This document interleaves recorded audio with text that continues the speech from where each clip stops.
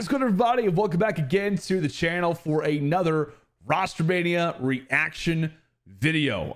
Boy, do we have a lot of stuff to chat about. We absolutely do. Already, the post-Boston Major Roster Mania is going crazy. We've got OpTic Texas to chat about. We're going to go into the depth about that move, what it means moving forward, what's going on with Illey. We'll also be chatting a little Florida, a bit of Boston as well. So excited to talk about all of these things with you guys, as well as what's going to be going on with other teams that are out there. A lot of speculation, a lot of rumors that are definitely hitting the timeline right now. But this is also the first time that we've had the chance to chat in a little while, by the way. I do want to apologize for the lack of transparency. We were hitting the content hard, and then I had a lot of stuff go down. Basically, I was in the middle of moving across the country. So in my new location, excited to be here. And then right after we got done moving across the country, then I had to jump right into CDL matches like 2 or 3 days later. And then right after, those final few weeks of the qualifiers, we ended up going to Boston. And so I just got back from Boston. It's been like a day or two. Had to take just a break, if you will, from everything, social media, life in general, and just relax a little bit. And now we are back. So I just wanted to let you guys know about that in case you were curious. I saw a few comments, a few people on social media, even a few people in person were asking me about the channel and just wondering like, hey, what's going on right now, etc., etc. So if you guys have been curious, if you've been wondering where these videos have gone, we're back essentially, and excited to kind of settle in, talk about this stuff. The Lando's lock-ins is going to be returning without question. Lando's tiers, Lando's logic, commentary, opinionated videos like this one are absolutely going to be now back, consistent, and better than ever. That's for sure. So appreciate your guys' support and for understanding. Let's jump into this. I am eager to talk some COD, and I hope that you guys are as well. So let's start where everybody wants to start. It's without question the headline move moving into Major 3, unless something else major happens, which, again, it's still early. We still got some days before Major 3 starts. And that is the OpTic Texas roster move. Illey, now listed as a restricted free agent. They have brought in Dan Ghosty, who was previously in the CDL Challengers side of things. Just recently won the Boston Challenger Open. Been a very well-known Challenger player for the past, I don't know, maybe year or so. I've definitely heard of him over like the last 6 months. He's definitely been somebody that sounds like is, up there. I know he's been trialing with a few different teams, like the Mutineers. I think we're actually trying to give him a try. And now we see him on the OpTic Texas lineup. So something that's interesting is that I've seen a lot of opinionated videos already, and understandably so, talking about the OpTic Texas team. What does it mean? Dan Ghosty's now in the lineup. Illey's a restricted free agent. Where is he going? But I'll be honest, the number one takeaway that I had, because as I said, I took a break. I saw everything at once. So I didn't have a chance to react to Illey being a free agent, waiting, a day or so to see, okay, then the new addition's going to be Dan Ghosty, all of this stuff. I didn't have a chance to see it. I saw it all at once. And my instant reaction to everything as a whole was that this is without question a new era of OpTic, right? Because this is a move that we would have not seen the old OpTic make. That including Scump lineups, that including, Rambo coached lineups. They would not have made a roster change like this. And you could be wondering okay, well, what does that exactly mean? The reason what I'm saying is because previously, and based off the numbers, when is the last time that OpTic has looked for a permanent piece, a permanent starter who has 0 pro experience? When is the last time that they have dropped somebody to pick up someone for this reason, or with the level of experience gap that we currently see with Dan Ghosty versus Illey? We haven't seen it, right? We just straight up haven't seen it, if not in a very long time, if ever. OpTic do something like this, and you could be saying, oh, well, they brought in Pro Loot last year. It's a different situation, right? We all knew that when Illey was momentarily taken out of the lineup, it wasn't a permanent thing, right? They thought that he was going to be back within a major. He was going to be back within a few weeks, and a few weeks turned into a few months, and a few months turned into a few majors, and et cetera, et cetera. That was not the same. It does not have the same magnitude that this move has right now. And so what I took away the most is, like I said, what I mentioned, which is that the old OpTic would not have made a move like this. First off, because you're bringing in somebody who does not have any CDL experience. That is not something that OpTic has had to do, given the fact that And years prior, OpTic could get who pretty much whatever they wanted, right? They had the option to get, for the most part, whatever player that they desired.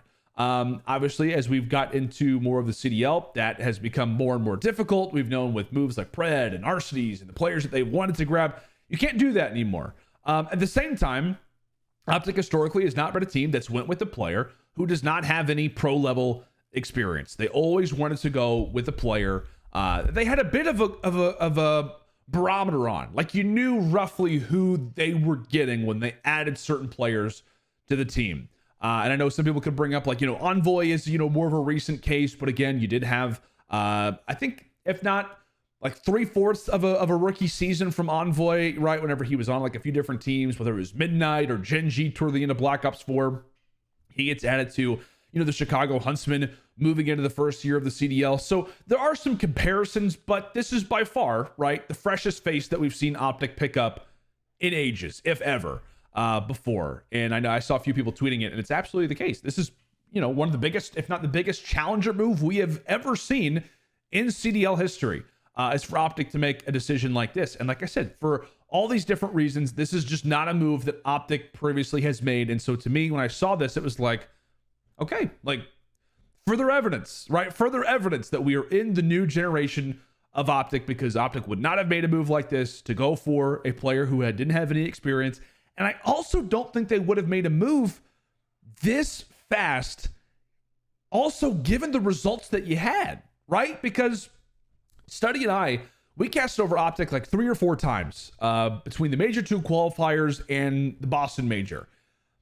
And the biggest conversation that we kept having, the biggest thing that I personally just started to reference to him was that, like, you know what, man? Like, given all of the drama, all of the craziness that has happened with OpTic Texas, I'd be cool with the top 4 finish. Like, I really would. Like, given the fact that you have Dashy, then you don't have Dashy, then you have him again, Hook's in the lineup, Scump retires, all of this stuff, right? All the drama, the dramatic shift that you have really in the team's landscape. Rambo's now no longer the coach. JP is stepping in as like an interim, like, analyst / coach, it seems like, maybe from time to time, whatever it may be. Like, the foundation of OpTic has not seen a shift like this arguably ever. So the fact that they're jumping into their first tournament, and if you can finish like top 4, I'd be cool with that. They just finished top 4 and now they're making a move again. And so that to me is so surprising, is that they finished top 4 and they absolutely had the ceiling, had the opportunity to finish better than that. And there's been, like I said, people have made videos. There's been quite a few opinionated pieces that I've seen of people going over, in depth, the mistakes that they were making. And it's glaring. I mean, you could see it in that series. There's a lot of people who are referencing the second time that OpTic ended up facing off against the Thieves. There was a fortress control of which OpTic Texas was on defense. They had LA Thieves in the back fountain spawn trap. And what ends up happening? Shotzi gets aggressive. Dashy gets aggressive. They make mistakes and they allow for the Thieves to clutch out a control that then catered into a hard point that Texas should have guaranteed a game 5. And if they win that, they then go on to face off against Minnesota, who they had lost to previously in a 3-0. But you just never really know how that series is going to go. I mean, I'll tell you what, like I said, there are lots of ifs, right? You left Major 2, at least for my eyes, as an OpTic fan, very excited for the future, because this new lineup, who's had all kinds of turmoil, all kinds of crazy things to adapt to, at their first tournament, finished top 4. They lost to a very, very good LA Thieves team in the lower bracket. The reason why you lost to that team is because you made mistakes. Now, moving into Major 3, you iron out those issues, you fix those mistakes, you look elite in Search and Destroy. We could talk about the respawns. Like I said, obviously they were making some mistakes in the respawns. I mean, if you iron those things out, you're top 3. You're top 3 at Major number 2, and you could be even higher than that, right? You absolutely could be higher than that. So we've talked about all of these things. We've talked about how this is not a common move that OpTic Texas would make, to make a roster change, to go for a challenger player with 0 CDL experience. It's also to make a move after finishing as well as you had. I don't know. Maybe there were some more internal things. I think that to me would be what it has to be, because if it's not internal, I don't understand it. I really do. I don't understand the reason for the move, not even just based off of opinion, but just really based off of the result. Top 4, could be top 3, if not top 2, after one tournament, and that's it. So to me, it's definitely a bit of a head scratcher, and it's also a head scratcher given the fact that dropping Illey, he is the player, right, that we all know is going to be, or previously was, the in-game leader for this lineup. I had the chance to listen to their comms, right? We throw it to listens all the time in their series. It's a team that I feel like you listen to their comms, and if you instantly listen to the LA Thieves or some of the better communicating teams in the league, you can tell a drastic difference. It feels like whenever you listen to their comms, OpTic Texas's previous lineup, it feels like everybody's kind of focused on what they're seeing. It's not team-wide. It feels like when you listen to the best comms in the league, or really the best comm in esports, it's more of a bird's eye point of view on like, hey, we need to do this, timings, just kind of giving perspective, opinion on what's going on the map, rather than like, hey, this guy's one shot, I'm shooting this guy's dead, we need to rotate. Like, you get more of a calm bird's eye point of view, and whenever you listen to OpTic Texas's comms, again, a new lineup, it feels like you're not getting that perspective, and that's understandable. It's a new team, it's a new dynamic. So the fact that you are adding in a challenger player, adding in Ghosty, who is unbelievably talented, I think he'll definitely be putting up some fantastic numbers slang wise. But you just had a tournament where you made mistakes, you dropped the guy who you feel like would be the person who could help iron out those mistakes in game, and the replacement for Illey, the replacement for this in-game voice, is somebody who's never played in the CDL. So it's definitely a head scratcher. Without question, I am very eager to see what OpTic Texas does moving forward. I don't know if this will be the final move or not. Again, I have not been on socials to see, whether or not, it feels like Hook's place is permanent, whatever it may be. But I don't know. My overall POV was like, you know what? They finished much better than I thought that they would. Then you make a few mistakes, you iron those out, you feel pretty good about your position moving into Major 3. There's no doubt about it. You make a move, you get rid of the player who you feel like would be the one to make the mistakes, depleted. It feels like the guy who could solve all those issues to get you to that higher level, and you replace him with a very talented young star, or potential star, but the pieces just don't mix. And that, it to me feels like this is going to be another move for OpTic Texas in which they do see improvement, but they don't see the level of improvement that I guess that they're hunting for, which is to be the best team in the CDL. But as I've talked about, and as I've said at length, for me, you don't get to be the best team in the league on a consistent basis. Now, can you win a tournament here or there? Absolutely. But you don't become a consistent top 3 contender in the CDL by just adding Slayers or by just being a talented slaying team. It feels like you have to have that great mixture of slaying mixed in with the comms, the chemistry, the awareness, all of those things. And like I said, you're keeping the guys who it felt like made the mistakes. The one guy who would fix those problems is now gone. It'd make perfect sense. I mean, if Ghosty comes in, plays well, but just communication wise isn't there, it would make sense if, certain plays in the map just aren't exactly where they need to be, given that he's a young guy. He's a new player who's going to be entering into the CDL. So I think it's a move that is kind of a one-dimensional one. Like, I feel like certain things improve for sure. The difference in slang, I think, will absolutely be higher for Dan Ghosty versus Illey. But it feels like Dan Ghosty would have better served another lineup versus OpTic Texas, who I think could have used more of a veteran voice rather than a young, hot prospect, if you will. So, OpTic moving into Major 3, it's going to be a very interesting period for them. I know their scrimmages actually start the day that I'm recording this video, so eager to see some of the clips that I'm sure will be coming out, in the 8s calls and stuff. Teams talk about how they played versus OpTic, seeing how they looked. But it just feels like a questionable move for sure. I'm definitely in the majority of those who are a little on the fence about it, who are a little apprehensive to the reasonings, the likelihoods for how they play moving forward. And I'll say this right now, I don't think this is the last move that we'll see OpTic make this year. That is my personal opinion. We'll see how long this team can stay together. Obviously, I'm always somebody who hopes that things work out. As a commentator, you always want to see teams at their highest level. I want everybody to be playing well, but for right now, it just feels like a move that I think that we'll see something happen later down the line. But we'll see. Moving into Major 3, though, their schedule, not going to be an easy one. That's the biggest thing for me about OpTic Texas moving forward is that, it'd be awesome, right? If you had a few matches that could kind of ease your way into it. You're not going to have that here. You've got the Gorillas for match number 1. LA Gorillas sometimes look fantastic. Obviously, at the major, they don't look amazing. Then you got Toronto. Then you've got Minnesota Rocker, the New York Subliners, and then you end things out versus the Atlanta FaZe, who I believe they actually ended up facing off against to close out major number 2. So interesting the fact that you kind of have that spread essentially kind of happen again. But regardless, we'll see what ends up happening with OpTic Texas moving into Major 3. To me, the next conversation to have before we'll jump into another one is where does Illey go, right? Where is Illey's next destination? He is listed as a restricted free agent, meaning that he is still under contract with OpTic Texas. So if you're interested in Illey services, you can't just sign the guy. You have to go through OpTic, work out some paperwork, whether that's a trade or finances go another direction. That would definitely be the more likely of the two. You're going to have to work to get Illey onto your team. Now, what happens, right? Because it feels like from an outside POV, his stock isn't the highest for sure.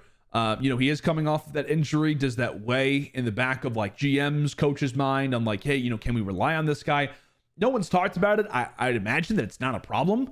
At least throughout this season, we've never heard a reference to it. We've never heard anything be discussed about it. So I want to assume that if no one's chatting about it, maybe that means that nothing's going on when it comes down to injury, but it definitely could weigh in the mind of a few franchises. We know that his stock isn't high when it comes down to slang wise, just because, the numbers aren't exactly there. As we know, the search destroy performances, it felt like OpTic kind of went based off the beat of his drum. I mean, the sniper was incredibly impactful. He's got like 70 snipes on the season. The next highest player is at like 30. So obviously one of the best, if not the best, guaranteed sniper that you're going to have in the league. So in Search Destroy, you've got it. You know what he brings to a team from a communication POV. I'll just be straight up honest. I do not think that Illey was the right fit for OpTic after a certain time. I mean, it just always felt like he was kind of a little, I don't know. He was definitely necessary to the team to have from an in-game voice. I just have never really felt like Illey's skill set could fully be appreciated on a lineup that OpTic has had and will have. I don't know. It just feels like for me, he is somebody that can value a lot of different teams out there in the league. You can talk about younger teams. I think he's a grinder. I think he's somebody who's very much based off the strategy side of things. I think that he has his pop-off games. He has his pop-off moments, but it just felt like he never really had a chance to spread his wings a little bit when it came down to the OpTic Texas team. So I'm eager to see him moving forward. I absolutely think that he will be on a lineup moving into the future of the CDL this season. Now, things do get worrisome if he doesn't get signed ahead of Major 3, because if he's not getting signed ahead of Major 3, there's a chance where, teams just kind of forget about him a bit. Maybe his stock lowers even more than it already has. But I am confident that we'll see Illey in a new jersey in a new lineup moving into the rest of the season. So where are some teams that he could go to? I know a few people have already went on the record of saying Seattle could be a team just because he could slide in for accuracy in a situation like that. I do see a lot of value in maybe adding Illey to the Seattle Surge. You're talking about Search Destroy, an issue without a doubt for Seattle. That is not a team, it feels like, who needs a lot of slang, right? When we talk about the powerhouses that you have in Pred and Sib. I think Illey, is a grinder. He is somebody that I think communication-wise could really work with that team. It feels like if Illey is the player that a lot of us know that he is, right, in terms of being that in-game voice, being somebody who can kind of call strats and, be great in the mid-rounds or the adjustments, things like that. Seattle's a team that needs that, right? Seattle needs help when it comes down to attacking. They need help when it comes down to, all right, we just got first blooded. We're in the middle of a very crucial round. How do we improvise? How do we adapt? What do we do? I feel like Illey is the guy that they could have in a situation like that could work well. And also find the kills in situations like that to help set the team up for success. I feel like he could be a playmaker and also set up the plays at the same time. So again, if Illey isn't necessarily required by the Surge to be an all-star slayer, which he wouldn't be, I think he could fit well into a lineup like that. You could also argue, maybe an LA Gorillas. Obviously, they did not have the greatest performance. It's a team that is great at hardpoint from time to time. I know the records at Major 2 don't suggest a whole lot. But in Search Destroy, at times they lack control. They're still trying to figure out. Illey and Arstees together could be a fun combo to see. It feels like Arstees, if he's slaying the way that he started to at times throughout Major 2 qualifiers, another situation where maybe you don't need Illey to be that type of player. So that could be an intriguing one. I know a few people have tossed out Boston. I think that's more of a one-way street, which we'll chat about in a moment. I think that's just going to straight up be beans in for methods. The one concern that I have about the Boston breach is in-game communication. It is leadership for sure. You've got an amazing coaching staff over there. However, when it comes down to that is, that team in big situations, Methods was a very, very big voice in that lineup. Oftentimes would be calling plays, keeping the boys calm. I feel like Illey would be great for that team.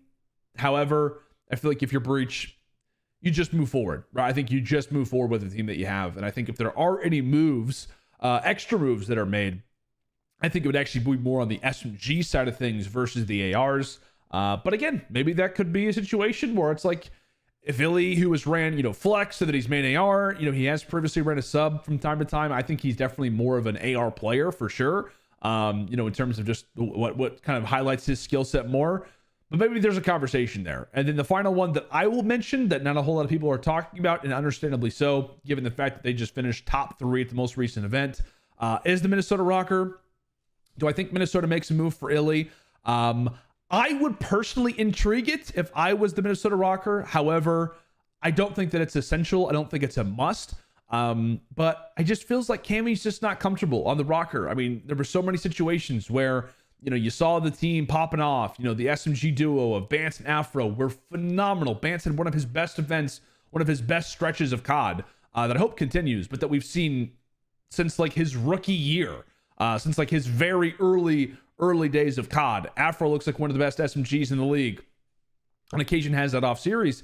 And then if we're talking about Illey coming in for Cammy, who again, Cammy's not been slaying incredibly lately. You've seen those series where Bance and Afro pop off. Attach, is pretty consistent, pretty even. And then you have Cammy, who's at like a 0.8, 0.7.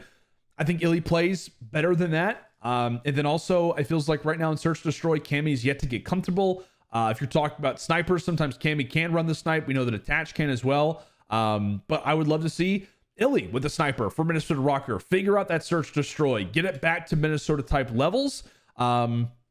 Maybe you move Attach around a bit. Illey can be your flex, or Illey can be your main AR. However you want to get Attach more comfortable, maybe he can be more of a figurehead when it comes down to slaying. And then you've got a very hot current SMG duo right now, paired alongside of Attach, who's maybe playing at his best role that he can. And then you've got Illey in the Search Destroys to clutch it up with the sniper to help the guys remain, composed when it comes down to game modes like that of which they should be winning.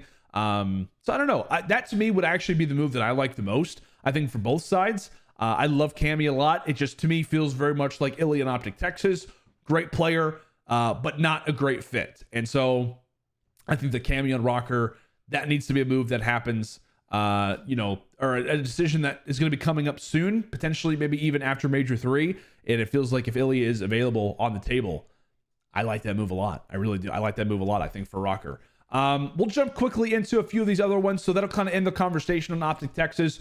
Moving forward, as I said, I do not think that this will be the last move that we see for OpTic this season. I'm excited to see Dan Ghosty. What an opportunity, right? I mean, for that guy, if all things aside, there's no negativity tossed his way. I mean, obviously, I'm super excited to see him play, but a rookie, coming in for an OpTic team, you're going to be going to the Texas Major where the crowd is going to be at their loudest. There's been a lot of controversy around this move. Was it the right decision to make? All of that stuff.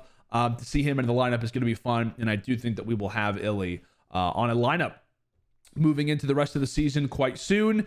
I've got my speculation. I've got my own opinions. We'll see what happens with it, but I think that Illey should be in a good spot if teams value him the way that I feel like he should be valued.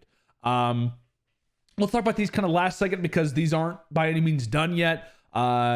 Especially this one that we're going to talk about, Florida. It's very much up in the air. It just feels like for the Mutineers, like I'm just not a fan of what feels like another franchise who's going through a bit of roster turmoil. It's a team that was also kind of similar to OpTic in a situation where a roster change goes down. A lot of people aren't a fan of it, right? They drop arguably and statistically their best player in Brack. Now they decided to bring him back after just a few matches after major number 2. And to me, that just kind of goes to show that it feels like some people were on board with it. Some people were not. I imagine it was a player decision more than a franchise decision. And so the franchise is like, you know what? Maybe you guys shouldn't be calling all of the shots in a situation like that. I don't know what's going on with Dave Patty, but it feels like that experiment has not worked out. I love Dave. I love all the players on this team, to be honest with you. It just feels like, I don't know, like it just wasn't the right move, straight up, for the Florida Mutineers. And I know it's hindsight, but even in the middle of the roster change, it's like, okay, we're going to get rid of Brack. Now we're going to add in Dave Patty. And it's like, well, that doesn't make a whole lot of sense. Like, why are you going to get rid of Brack, bring Dave Patty in alongside a Major Maniac, who traditionally is more of a slower player, not super high engagement. Dave Patty was one of the lowest engagement players last season. I don't know. It just feels like for the Florida Mutineers, I'll say this. So I know we're talking kind of negatively right now. Major Maniac, unrestricted. Vehicle is restricted. Love Vehicle. I hope that he lands on his feet, maybe back with the Mutineers or with another team. Was a little surprised to see him listed as a restricted free agent. However, at the same time, I do understand for Florida, you are a franchise. You are not in a great spot right now. You are off of a top 12 finish at Major 2. You got to make some moves. So I am happy that Florida is at least overhauling a roster change.